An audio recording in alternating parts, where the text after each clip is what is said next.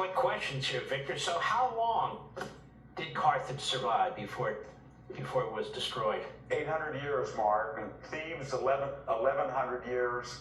Constantinople, 1200 years, 1100 years. The Aztec Empire, about 300 years. And that was what was so fascinating, that it all came to an abrupt end so quickly when they thought they were invulnerable given the longevity of their empires. And we're about 250 years, and we're not the same America we were 2 years ago, 5 years ago, 50 or 100 years ago. Isn't that correct? Yeah, it is, and that's what was striking, how quick decline comes, because it's sort of like that old Hemingway. It was gradually and then suddenly bankruptcy. That's what happens. It's gradually and you don't detect it, and then it just appears. And I think we woke up, about a year ago and decided, what the heck happened to America? We didn't realize it was accelerating the geometric rate, this chaos and confusion and decline. It's part of the problem, Victor Davis Hanson, that there are people out there who are banging the pots and pans. They are ringing the alarm bells. You have, I have, some others have. But it's interesting but kind of dismissed, and we go on with our lives rather than the other side. They never go to sleep. They're insomniacs for power. They're insomniacs for revolution. You see it in our streets. You see it in the Democrat Party. You see it in Congress. You see it in the media. You see it in entertainment. Whereas the average citizen who loves his country, they're loving the country. They're not busy preparing revolution. So I guess my question to you is, I guess mankind has never really figured out, how do we promote liberty without tyranny exploiting liberty to destroy liberty? I think that's a really good point, Mark. I think most people that are traditionalists and conservatives, they say, I can't take this anymore. I'm going to move to a red state. I'm not going to watch the Oscars. I turned off the NBA, take a knee, people. I don't watch the Tonys. I don't go to movies. But that's not enough, that monastery of the mind. At this late date, we've all, according to our stations, got to stand up and say, you know what? I'm going to vote. I'm going to give money to a candidate such as I can.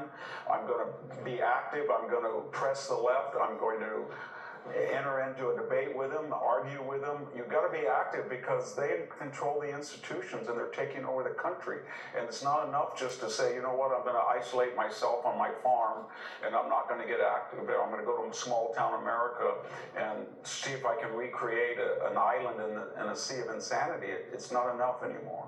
What you say is very, very important. If people think about all the interactions they have every day and all the opportunities they have every day, to try and, I don't mean get into people's faces, to try and have a rational discussion, not with the zealots, not with the fanatics, but with people who may be kind of out of it, not focused, maybe on the fence. That's an opportunity for our Paul Reveres and our Thomas Paines out there to do something.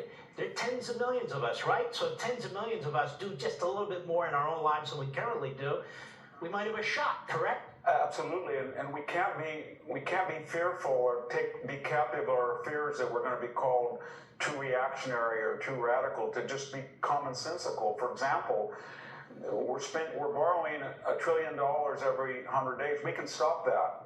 We can stop 10 million people coming in tomorrow if we want to. We don't have to let these universities get free income on these multi-billion-dollar endowments. We can tax it very easily. When we try to discuss things like that, we're saying, oh, you're racist, you're mean. We just have to ignore that. And we can the power's in our hands if we exercise it. And we ought to, as I wrote, we ought to use the BDS movement against these colleges and universities. Boycott, defund, sanction. They don't have a God-given right to all of our money. They don't have a God-given right to be radical Soviet-style breeding grounds. Our state legislatures, our Congress, our departments need to start focusing on how faculty is hired, how administrators are hired. We need to do a surgical operation on what's taking place on these campuses. Final word. Yeah, you're absolutely right. I mean, Harvard, Yale, Princeton, Stanford, they say, well, we're private. No, you're not really private. You participate in a $2 trillion subsidized student loan. You get tax-free endowment. You get multi-million-dollar grants from the government, and you don't obey the Bill of Rights. And we can stop that. We can enforce rules. They're dependent on us. We're not dependent on them, Mark. But we're dependent on you, Victor Davis Hanson. The End of Everything, How Wars Descend to Annihilation. Very, very, very important book. Amazon.com, any major bookstore. It comes out Tuesday and